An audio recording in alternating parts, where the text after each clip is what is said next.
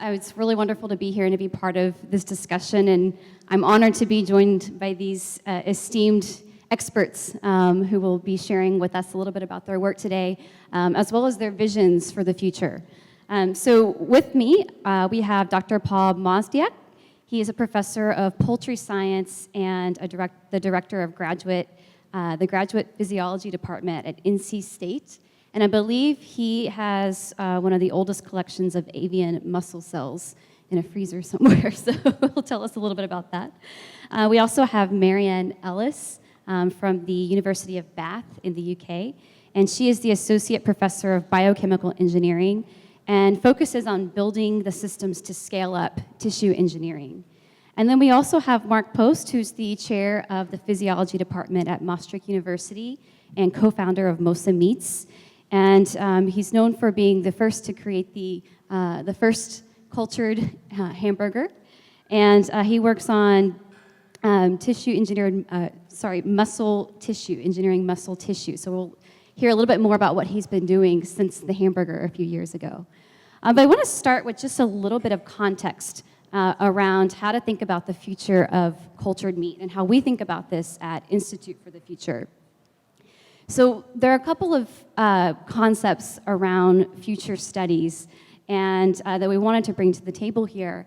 And the first is from Jim Dater. He's the director of the Hawaii Center on Future Studies, and he's sort of the father of modern future studies, which is an actual academic area of study. And some of his thoughts around this is that no one can predict the future. It's really the role of future studies to think about what is the range of alternatives and what would enable those ranges. What would enable each of these alternatives? What would accelerate change? What would be a barrier to change? Because when we think about prediction, a lot of times what that means is that we're using the constraints of today or our thoughts about what's possible today. But we know that as new technologies, new scientific breakthroughs become a reality, that then reshapes what's possible for the future. So it's a process of envisioning and inventing and reevaluating possibilities. So that's what we're going to ask our experts to do for us today. But of course, we know that we have this desire as humans to want to know what will the future look like. And we've seen articles like this one, which was in the Atlantic, and people sort of looking at when are we going to have the lab-grown hamburger? When are we going to have the lab-grown steak, chicken? And so it's, these are important questions to ask, but what we really want to do in the panel today is to think about what are those larger questions. What is cellular agriculture, agriculture as a system? What does that look like? What does it mean when we're really looking at that scale, and what will it take for us to get there? So another sort of concept of future studies related to this is called Amara's law. So this was coined by one of the past presidents of IFTF. So this really is at the heart of a lot of the work that we do, which is that we tend to overestimate the effect of technology in the short term and underestimate the long term. So if you think about something like a cultured hamburger, in the short term, we actually have it, we can see it, we can feel it, we can taste it, which has been sort of a dream for a long time. But the longer term impacts are, what does this mean for the planet? What does it mean for health? What does this mean for energy inputs? What does it mean for the ability to actually produce meat in that way at scale? So the thoughts that we have around cultured meat tend to focus on this aspect, and the questions tend to focus on, will people eat it? What will it taste like? And these are really important, and that's part of what you'll hear today. There's a panel on this later, actually. But what we want to talk about today, this morning, is sort of more this image, and really focus on the aspect of agriculture in the name of the conference today. The system, what is the ecosystem we're building, and how are these early pioneers imagining the infrastructure that they're building at the planetary scale. All right, so let's start. So with this mindset of really thinking about alternatives and thinking about factors that can accelerate different types of futures and also perhaps be a barrier. One of the ways that we do this type of work is what we call look back to look forward. So this is, what can we learn from the last 10 to 20 years, sometimes even longer, the last 100 years? What were the factors that enabled certain kinds of transformation, and what does that tell us about the places we should be looking to understand transformation in the future? So I want to ask all of our guests here, if you think back to 10 years ago, 20 years ago, what were some of the things that you were working on, and what was an enabling factor, maybe one or two main factors that have allowed you to do what you're now able to do that you couldn't do 10 or 20 years ago? Okay, I'm going first by the looks of it. Thanks, Mark. So my background is a biochemical engineer working in tissue engineering. I did my PhD 2005. I finished and graduated, was looking at making bone as an in vitro model, so a model for a model in the lab. And at that point, the question was, how do you make vascularized cultures? And there's many different approaches to this, but as an engineer, I looked at the tool set, and at that point, we weren't sure how to do it, and I've now, 10, 15 years later, have got to a stage where we've actually made a physical, what we call pseudo vascularization, so a physical tube with holes in that we use to model vasculature, and we're now using this in two non-animal technologies, one for skin for cosmetics testing, for example, and one for a liver model, both of which are coming to fruition. So using engineering approaches to looking at those biological questions. I'll just add to that, looking even further back, as a biochemical engineer, I look to penicillin as my, I guess, like dream model. So just before World War II, penicillin was grown on agar dishes, and you had to select out the cultures. During World War II, obvious reasons, we needed a lot of penicillin, and that's when the idea of growing this in bioreactors became a reality. And of course, now penicillin is really cheap. And for me, that's my inspiration for taking forwards tissue engineering on a large scale. Well, very similar actually to Marianne. Most of these technologies started in the medical sector, and I started in the medical sector using these technologies to create tissues that could replace dysfunctional or absent tissues in the human body. In my case, blood vessels for bypass graft surgery. And kind of serendipitously, I got acquainted with the same sort of technology to create muscle cells, really with the application from the very beginning, not for a medical application, but really with the application for consumption meat, which I found very, very appealing, and probably even more sort of achievable, and also in a short run more with more societal impact than all the medical applications that I was looking for previously. So it was basically not the technology itself. The technology actually was quite old. Stem cell technology from muscle has been around since the 60s. Tissue engineering has been around for 30 years. So those technologies are not really that new. And basically what we did was apply the technologies for a new endeavor, being consumption meat, with lots of new challenges in terms of scaling, in terms of cost effectiveness, in terms of emotionality around it. So there are lots of challenges still. I think the sort of the defining moment for me was just to get acquainted with the idea and make the transition from one application to the other, not really in the technology itself.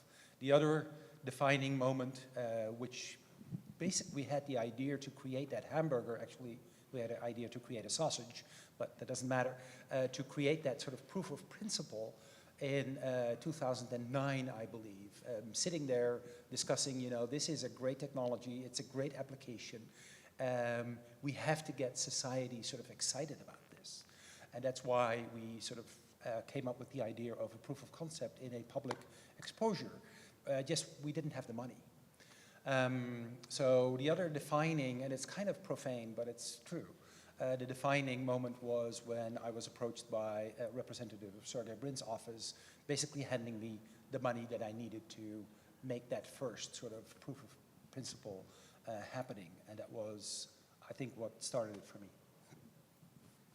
Well, to follow up on what Mark was saying, my story is a little bit different. I started graduate school I started my PhD studies in 1992, and the conversation in the lab is, well, why do you want to study satellite cells? You know, satellite cells are essentially the muscle cells that were growing to produce the cultured meat. And the discussion between me and the postdoc is the reason we want to study these is so that we can eventually produce meat in vitro. You know, it sounded like a pipe dream way back then, and I've actually been thinking about the application and the idea for the past 25 years almost. The issue has been funding and a motivation to actually go forward and apply the technologies, because as Mark said, you know, the technology to doing this is actually quite old, dating accurately to the 1960s, but we've learned so much more about the biology of the cell over that time. We've scaled up biomanufacturing technologies, and now is the time to really move the field forward. So it's really interesting what we've heard across all three is, and it's something that you see happen in a lot of other industries as well, is a lot of times it's not necessarily the technology, it's the environment is right, the environment is ready.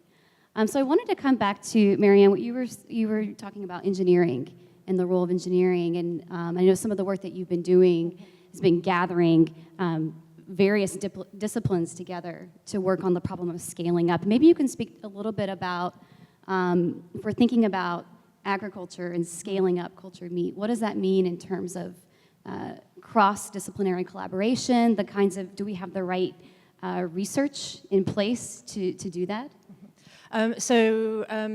It is absolutely multidisciplinary, and I'm sure these guys would agree with that as well. So from biologists and say biochemical engineers might be the obvious people involved, but chemists for the scaffold on which you grow the cells, going to need food scientists.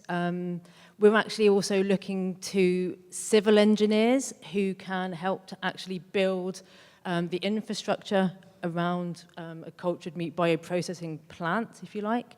The social scientists are vital as well, and I think that's one of the, moving into this field of cellular agriculture, is one thing I found really enjoyable is my interaction from day one with social scientists as well, who can be a part of it. Mathematicians to model the systems, pretty much you name it, there's probably every kind of discipline could somehow and will somehow be involved in this field. And do you see right now, are people, do they see those connections? Are they sort of jumping in? Or are you finding yourself really having to go out and seek people to collaborate with? Is there an understanding of the role that they would play? That's a very good question, and I think from a UK perspective, and it might, from these guys can talk about their own countries, but it's such a new field in the UK that at the moment it's very much the few of us in the field going out and speaking to people. But I would say that I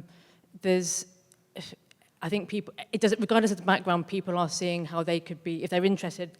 It is that whole environment thing. If they're interested, they can see how they can be connected to it. So certainly, say the civil engineers and the food scientists I've spoken to, they want to be involved as well. Yeah, I find the same thing. I find myself for the last 3 or 4 years being mostly reactive because a lot of people come to me and say, well, I want to contribute from my perspective. I mean, recently, we just submitted a paper on Islamic ruling on cultured meat, which I would never have considered to publish about. I think the interest is there. There is a lot of, it's not really channeled, but there's a lot of interest probably to each and every one of us who is dealing with this issue and somehow has public exposure. It's not structured, it's not channeled, and it probably should at some point be more structured so that we have and that's exactly what New Harvest obviously is trying to do, to create a society, maybe a scientific society to broaden the base of all the disciplines that will be there and all the people that will be there. Because we need actually a lot more brains, gray matter, to work around all the problems. And who do you think should do the structuring, and how do you think the structuring is actually going to unfold? It doesn't, I think it will naturally develop. We may speed it up a little bit through initiatives like the ones of New Harvest, but it will naturally develop at some point. Can I just actually add to that in a way that it's going to develop, and in the UK, and just looking at the questions as well, that essentially what in the UK, the way that it works is what we need is for the public funding bodies to start putting calls out, and that's actually happened now, which is really great news. And because essentially what happens is once it becomes publicized to universities, and then that's how people can kind of come into the field as opposed to us having to go out and find them.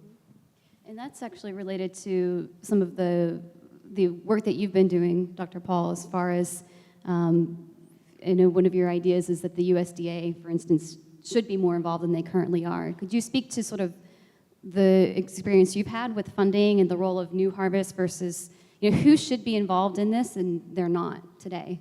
Well, I mean, the issue is with USDA funding in the competitive grants program, they fund mostly hypothesis-driven grants versus technology-driven grants. So there is not a funding body to actually support the work through a USDA mechanism, or NIH and NSF, which are the major national funding bodies in the United States. They're just not structured in such a way to support this type of work at this period of time. So, there needs to be a fundamental change within the funding bodies, and once that fundamental change occurs, investigators will flock to this field.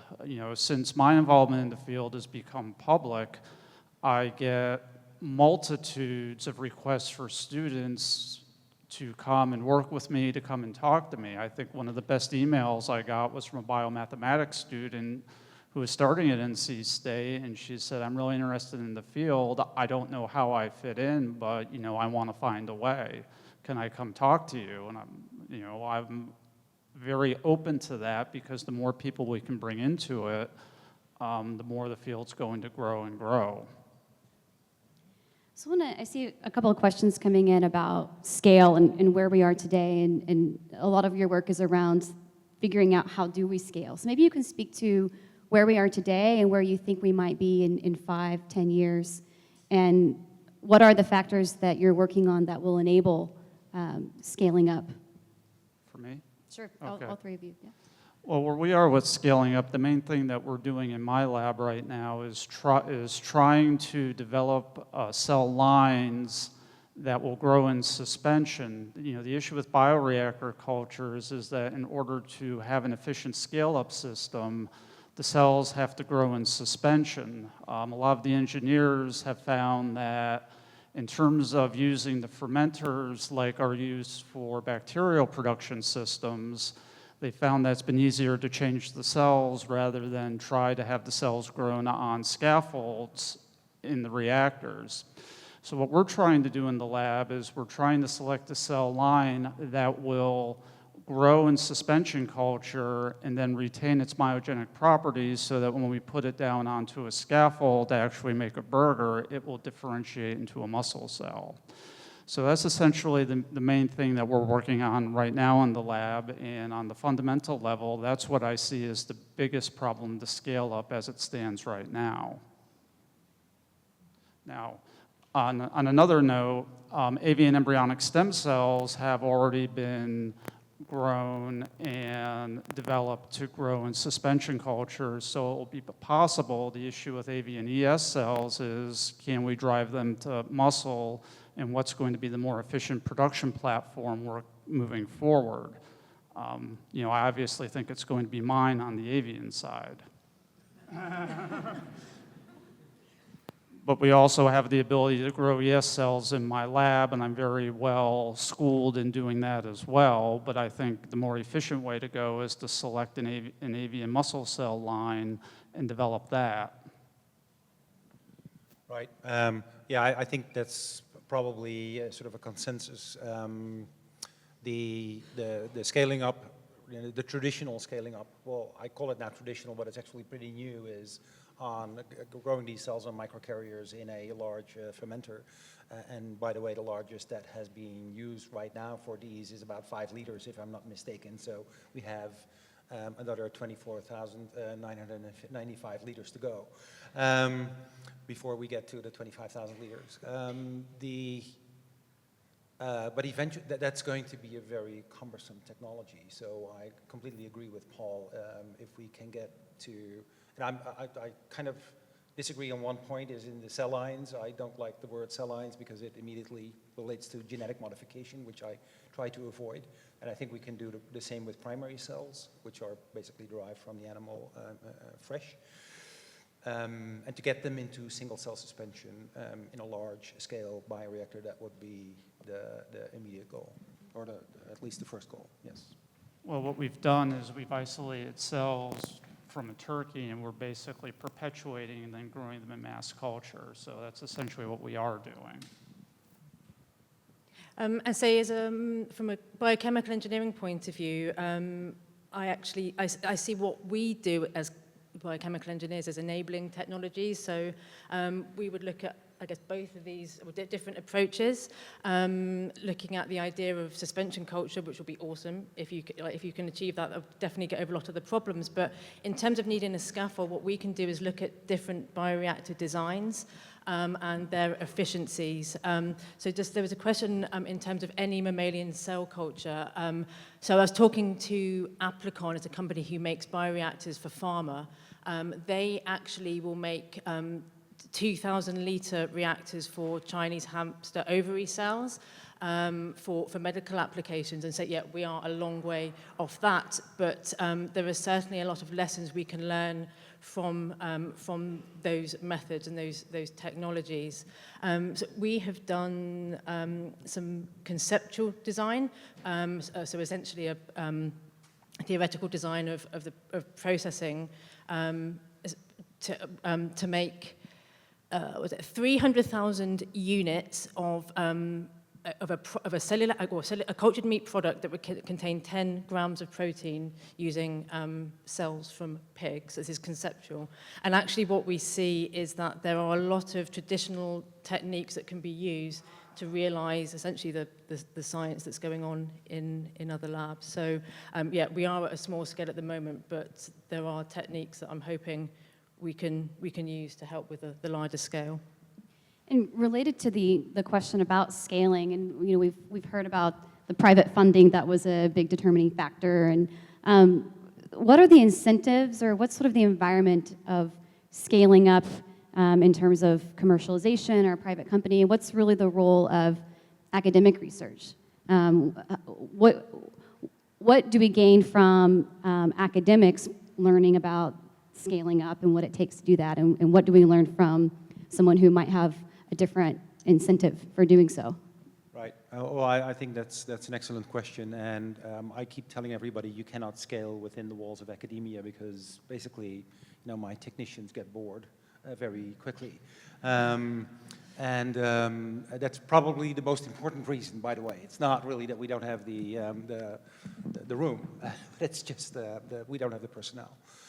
So I think what needs to be done early on, at least that's our vision, is need to partner with biotech, with large biotech who has already these technologies and who have the infrastructure, and then they need to convert that into mammalian cell production, which is not really their business right now, but we need to get them to do that. And then I think in alliance with biotech that has a lot more experience and infrastructure and personnel in this, it would speed up. I think there's quite a modern view in academia now, and I believe more so in the States, building into Europe and the UK, and I agree with Mark that academia is not the place to scale up and produce and sell, and it's a funny place that you kind of stand as an academic, because if you're developing technologies and you want those to be available and open source to everybody, but ultimately for these technologies to make an impact, they have to be taken on by a company, be it another, an established company or a startup.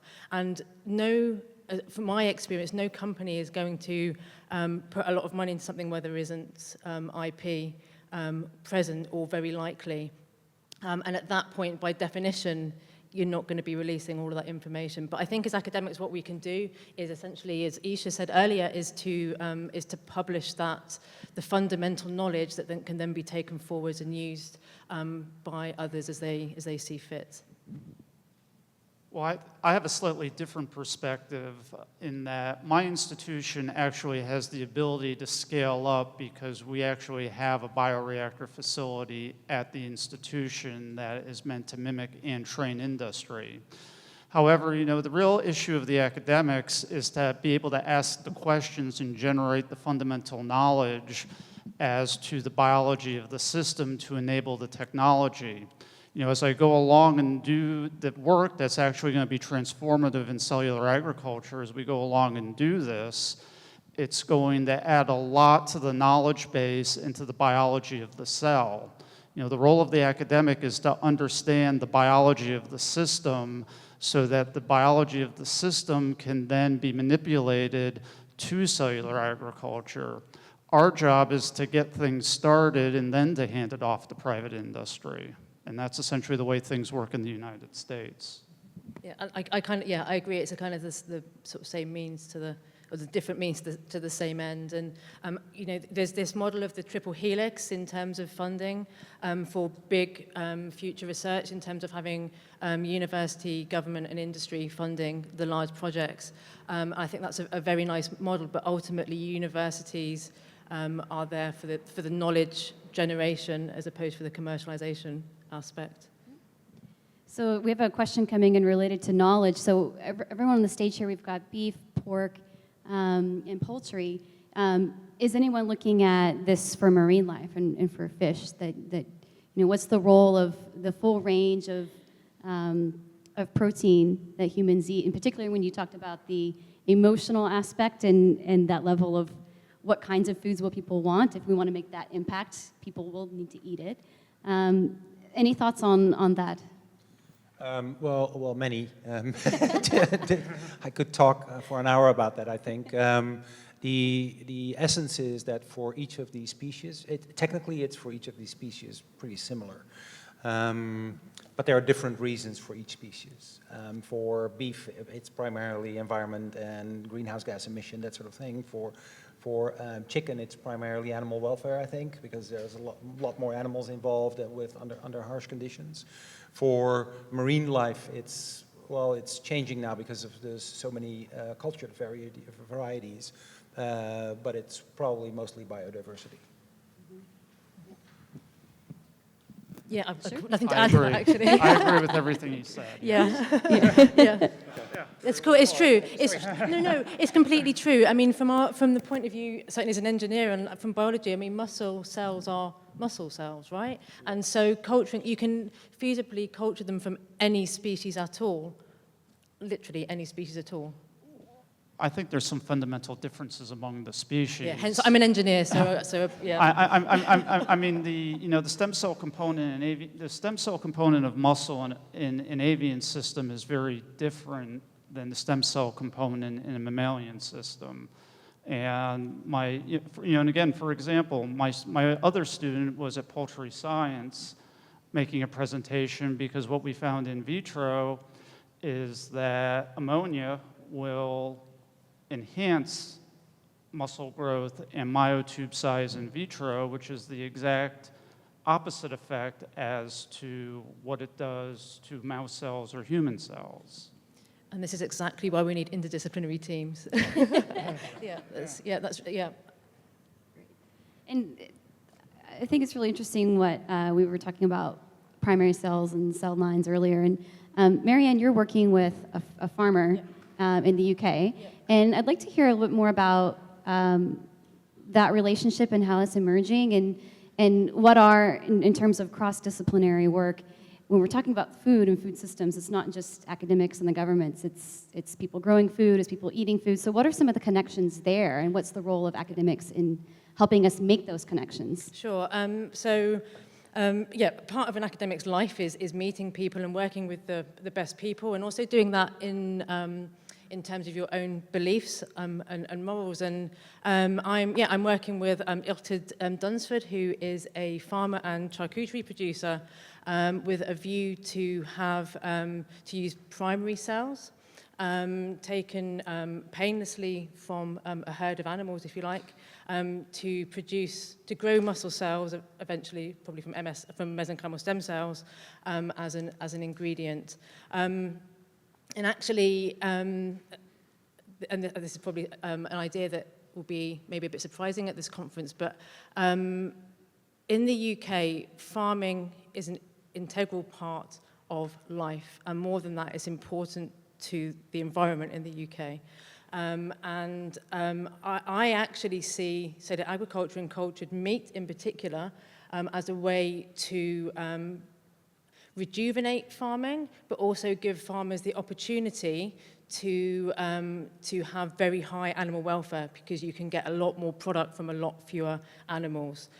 So my personal viewpoint is that we should be working with farmers who not only, they produce animals for consumption, but in terms of their importance in looking after the countryside, re-establishing rare breeds of animals, flora and fauna, it's a very holistic approach, and one that, that's my way that I'm going to move forwards with it.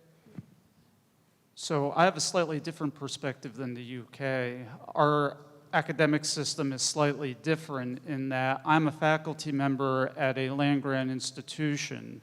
Every land-grant institution in the United States has 3 missions: teaching, research, and extension. So part of my job is not only to do the research and teach the students, but it's also to partner with the farmers and translate what we know and bring it out into the community. So I agree with everything that you've said, except our relationship in the United States is a little bit more formalized with the populace. That's cool. And are there ways that you're doing that now? I mean, what's been the relationship at this point? Well, on the culture meat end, I'm just getting started, but in other aspects of my research program, I partner with the poultry industry in North Carolina quite readily. The other student I spoke to, her funding is also a funding stream that's been supported and funded by the agricultural industry in North Carolina, and we basically go out to the farms and go out to the poultry industry and report what we found with some of the differential effects that we've had on muscle, and we try to partner our knowledge to help them in their business. In this realm, I will partner with the North Carolina Biotech Center and partner with the people in the biotechnology sector to try to bring this into fruition and to try to help the companies that are starting to get started out. Yeah, I think this is all very, very much based on technology. And I think what's probably more important is the underlying sort of social implications. I get the question a lot, what happens with all those poor farmers if you get your way, if you reduce the herds tremendously. And it's not only jobs, it's a much broader societal context, which really relates to, this is technology, this is scary, this is something we may not want to do. It's futuristic, so all these connotations, not only towards sort of personal food, but also to the whole societal impact of this, and that's what you need to be cognizant about, and very sensitive. The industry, I find, but in my situation, it's not formalized at all. I'm not even working with a particular supplier of primary stem cells. But I do get to speak to a lot of associations of farmers, of cattle farmers and pig farmers.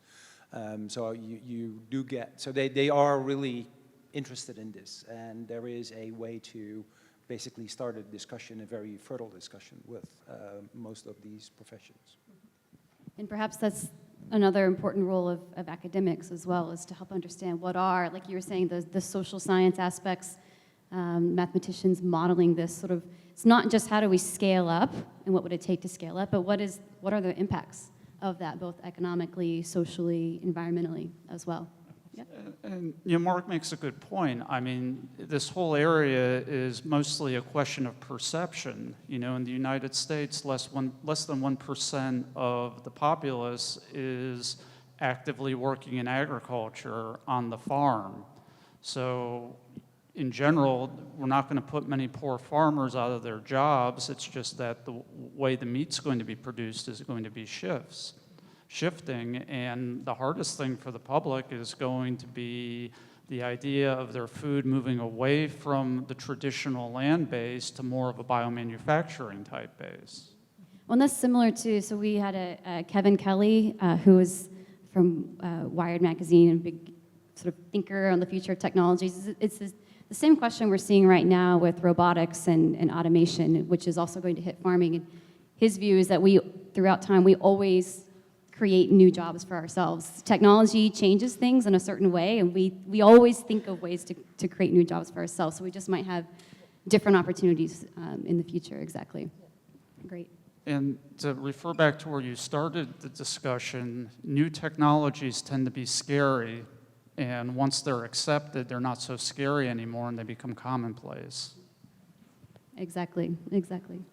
Well, I would like to tell a very small story of my neighbor who is a pig farmer, who used to be a pig farmer, and a pretty small scale, and at some point he couldn't make any money of it anymore.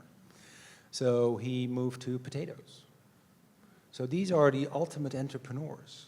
They move to a completely different product as long as they get value from their land. And he didn't seem to mind much. He liked pigs, as I can imagine, because I do like them too. But he moved to potatoes, and he didn't care, basically.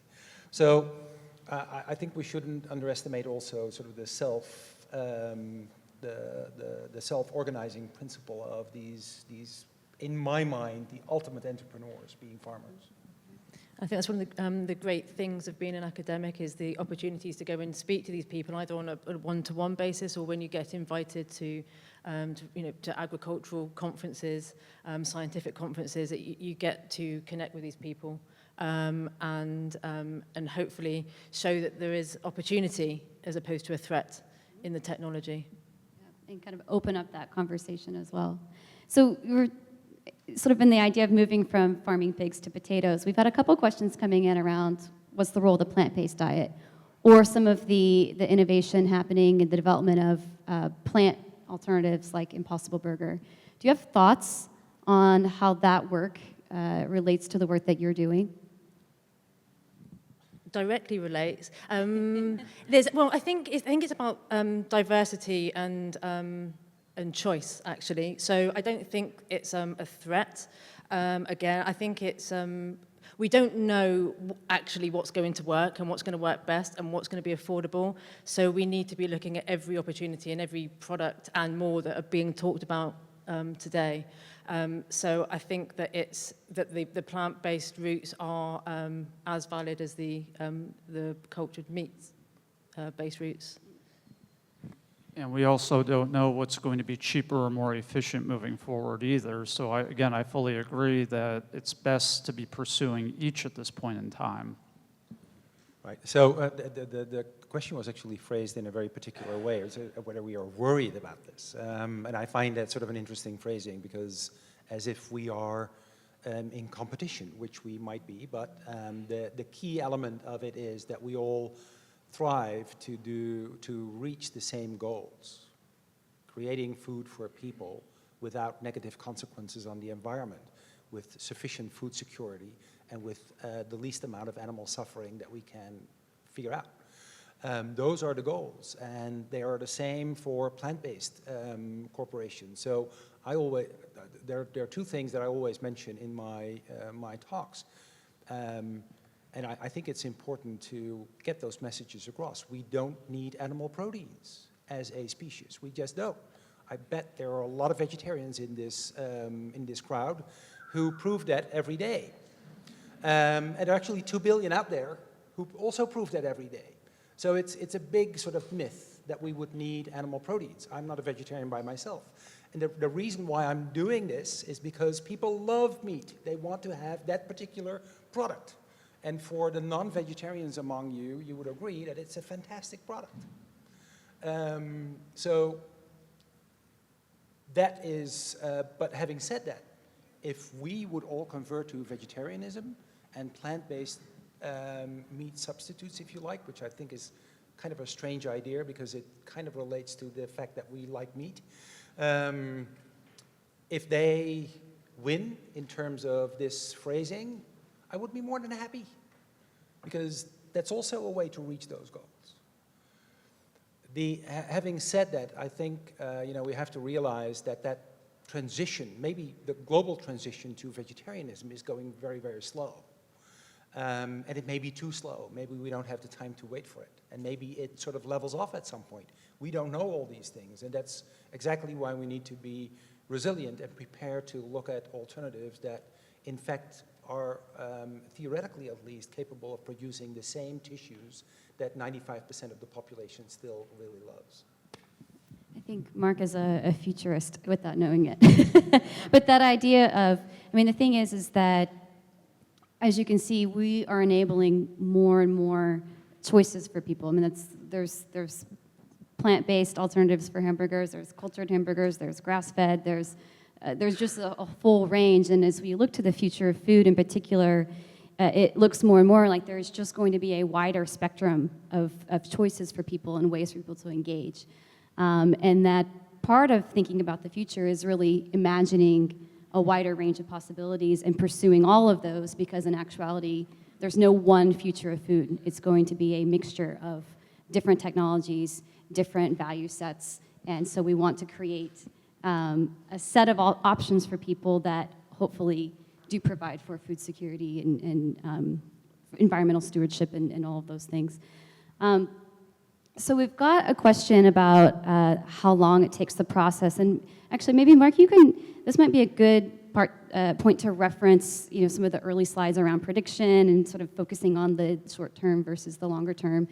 A lot of us have seen the articles about the hamburger, and in the media it can often look like, look at this, overnight we have a hamburger, and obviously it took a lot more than that. So maybe you can use that as an example to how long did that take, what's the process, and then in terms of where we are today versus just a few years ago, and the work being done with poultry and pigs as well, how is the process of culturing meat changing?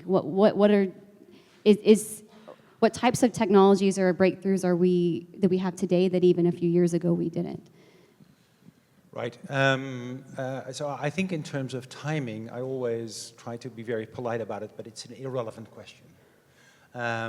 Because you don't ask, how long it takes for your salad to grow in your garden, because you just plan for it and you plan enough big garden to accommodate all the consumption. So the timing is not really essential, and by the way, it's faster than a cow, but that's beside the point. What is required to actually make this happen at a large scale? What are the technologies that are out there right now? I think we have covered a very biggie. That's the bioreactor type of environment, and maybe alluring the cell into grow into a single cell suspension at a very, very high density so that it uses a lot less resources than it does right now. Recycling of that process is going to be a very important part of it to, again, reduce the amount of resources that you need. I think what we have seen, Paul alluded already to it, the fact that we're doing that now at such a large scale with other applications in mind than medical means that we're going to refrain from antibiotics use and antimycotic use, which is a big thing in cell culture, but which many of us are doing now routinely, and actually also has been known for about 70 years. Reusing materials, not really sterilizing everything because it's all really not necessary. So we are kind of gradually, it's not really very sexy, it's not very high tech, but it's very important that we take these steps towards making this a cost-efficient and resource-efficient process. I think that's probably the most important challenge. So just to follow up on that a little bit, the biology of the cell is the quickest cell cycle time you're ever going to get with a muscle cell is going to be 15 to 16 hours. So a cell's going to divide on average about once a day. So no matter what, the process is always going to be over a matter of days rather than a matter of hours. I fully agree, unless you start to mess with it, which none of us want to do. But that's why I'm sort of saying, timing really is not the most important factor here. And Marianne, you are setting up a PhD on this question around the bioreactor. So what's the idea behind that, and what's your goal with setting up this PhD program? Sure. A bit of a plug. We are recruiting a PhD student in biochemical engineering, thanks to New Harvest's support. So if anybody knows of anybody who would like to do some cultured meat bioprocessing, come and speak to me. The idea is, so we did this theoretical design. I've had been fortunate enough to have two extremely good teams of students working with me to do a bioprocess design looking at recycling, energy requirements, sterilization versus single-use components. And actually, going through the literature, the vast majority of bioprocessing literature is either on E. coli yeast and CHO cells, so Chinese hamster ovary cells. And when you look, and in medicine, certainly regenerative medicine, cost isn't the first thing that you look at, because if you're trying to find a cure for cancer or a model for finding a cure for cancer, that's what's important, not the cost so much, although it is important. However, on the scale that we're looking at, the cost becomes quite frightening, it's quite large. So we worked out that actually by far the biggest cost of the culture is the media. Essentially what you've got is a very, very dilute solution of proteins and sugars and salts, but it's extremely expensive, and that's because we base it on medical costs, but of course it's a food product. So I think if somebody can come up with a cheap, cost-effective culture media, that will be a really big enabler for our technologies. The PhD actually is to look at, so excuse me here I'm going to go a little bit technical, is to look at the elemental stoichiometry of mesenchymal stem cell culture. Essentially, how much carbon, hydrogen, nitrogen, oxygen goes into the system, and what does it get converted into, and how? So literally, how many carbon atoms, etc., are needed. And believe it or not, there's lots of information on other cell types, but not for mesenchymal stem cells in cultured meat. And a 0.5 difference in the number of, as in like if you had one carbon versus 0.5 of a carbon, the implication of that on cost is massive. And this fundamental piece of information that we can get using established scientific techniques will allow us as a field to design a truly economical system. Great. So if thinking about yourselves, we've got about 5 minutes left, so I want to ask just a ending couple of questions. If you think about on that idea of designing the system and having the information needed to know how to design it, for all three of you, what is your vision for what is cellular agriculture?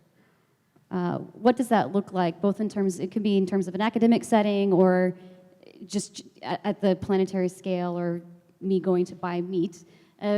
How would you define that, and what is your hope for how you're contributing to that? Well, I tend to think of it from a consumer perspective, and realizing that a lot of food is already technologically advanced, and that this will increase, that the younger generations, younger than me, will accept this much easier than we do, and we will have a very different food system 20, 30 years from now. I think at a massive scale. I think we need to sort of let go of traditional agriculture as being able to coexist with a highly technological type of agriculture. I know it's a very controversial type of view, but I think that's really, at least in livestock, that's going to happen, I think, based probably mostly on animal welfare.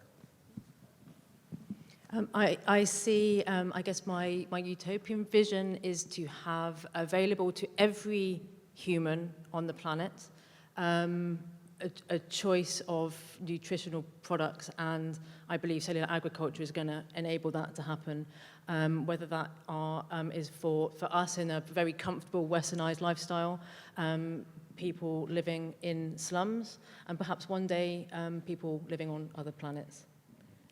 And that's what I'll follow up on. You know, where I see the greatest promise for cellular agriculture is space flight. If we're ever going to go and actually master long-term space flight, there are a number of obstacles, one of which is how are people going to be able to eat? If you can grow your meat as you're traveling through the cosmos, it's going to enable us to go and do planetary exploration, and then it's also going to allow us to colonize other planets. And in my utopian view, if we can develop this technology through my efforts, and it is the base technology for further space exploration, that would be the greatest thing that could come out of it. Wants to put a man on Mars with your food. I would say you try this planet first. Yeah.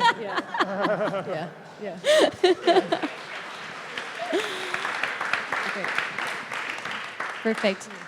Did you have a? Actually, just a technical point. It's the processing technology required to set up cellular agriculture in a slum environment is actually very similar to that needed in a space environment, because you need a completely contained system. So it's not as far away as maybe we think. But I agree. Yeah, let's do it here first. Well, it's like we've seen. I mean, we've seen this in the food system a lot of times. What is some of the innovations that we all see in our food now came out of feeding astronauts. Also, military drives a lot of when you're trying to create food for extreme environments. That sometimes puts pressure on the kind of innovation you can do that then gets sort of distributed throughout the broader food system as well. So, and I think we're right at time. So thank you so much to our wonderful guests.